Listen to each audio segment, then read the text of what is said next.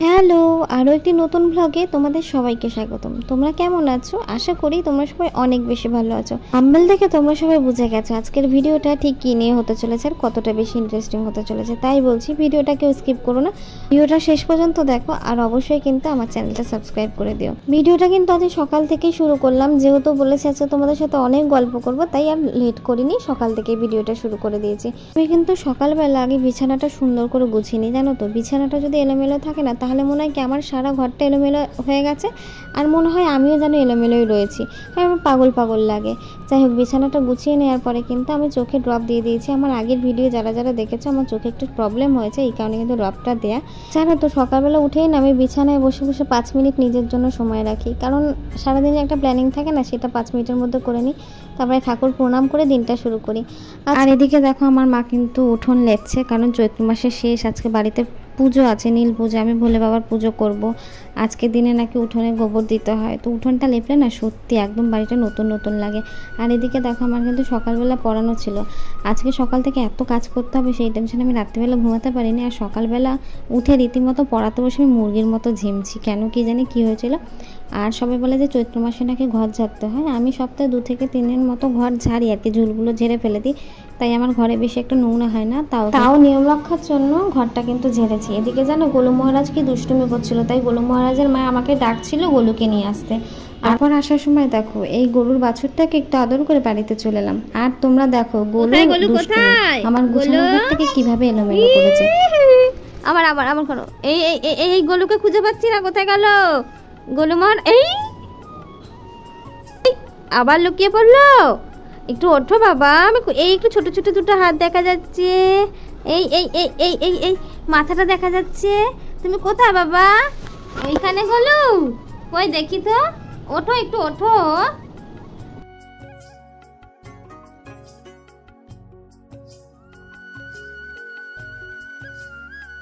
Good বাবা, একটু ভয় দেখাও।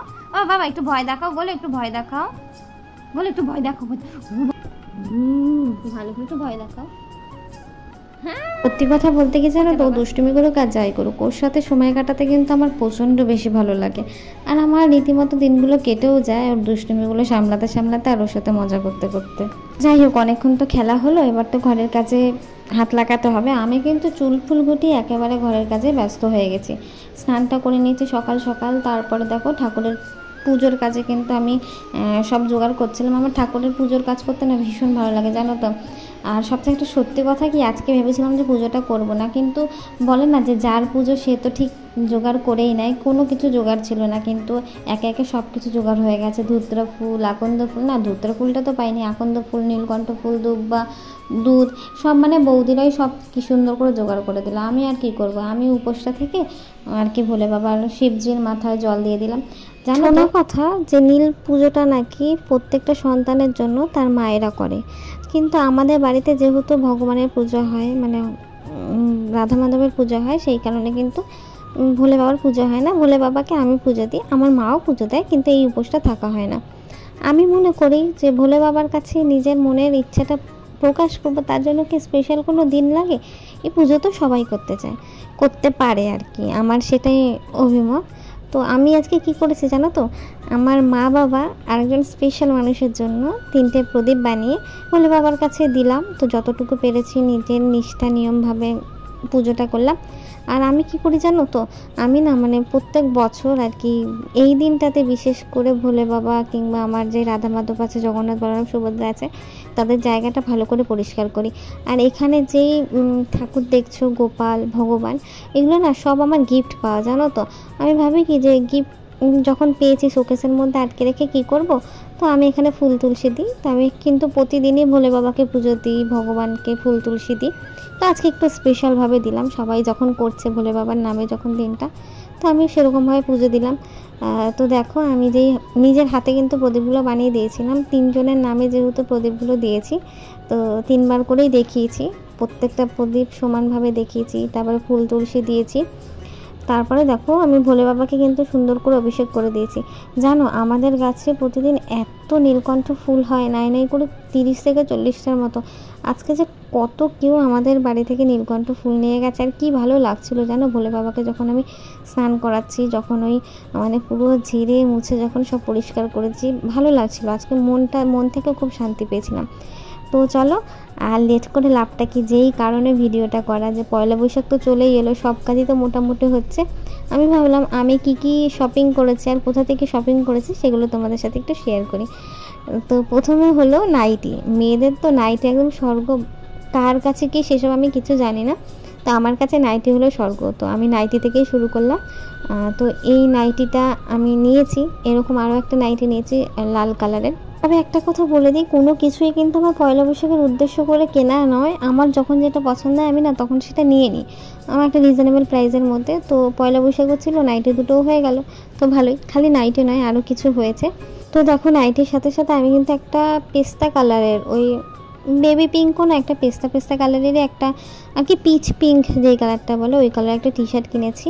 আমার সিম্পল জিনিস কিন্তু পরতে ভীষণ ভালো লাগে, আর এরকম যদি সফট একটা সোবার কালার হয়, তবে এই টি শার্টটা কিন্তু আমাকে সে গিফট করেছে, এটা আমি কিনিনি।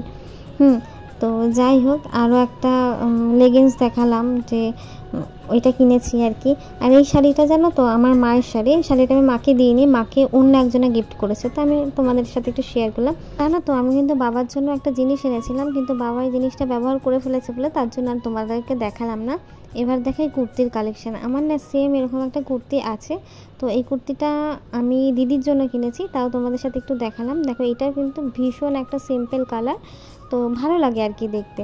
আর জানো এটার সাথে কি হয়েছে, এটার কোমরে যেই ফিতেটা দেখতে পাচ্ছ, এই ফিতেটা না আমাকে দুটো দিয়ে দিয়েছে, মানে একটা এক্সট্রা করে দিয়েছে। আর এক্সট্রা জিনিস পেতে কান্না ভালো লাগে। আর তোমাদের সাথে আমি আমার সবচেয়ে প্রিয় একটা জিনিস শেয়ার করি। এই কুর্তিটা না আমি বহুদিন ধরে স্টক করেছি অনলাইন থেকে, তো বলি এইগুলো কিন্তু সব আমি মিশো থেকে নিয়েছি। খালি নাইটি দুটো আর টি শার্টটা কিন্তু আমি দোকান থেকে নিয়েছিলাম।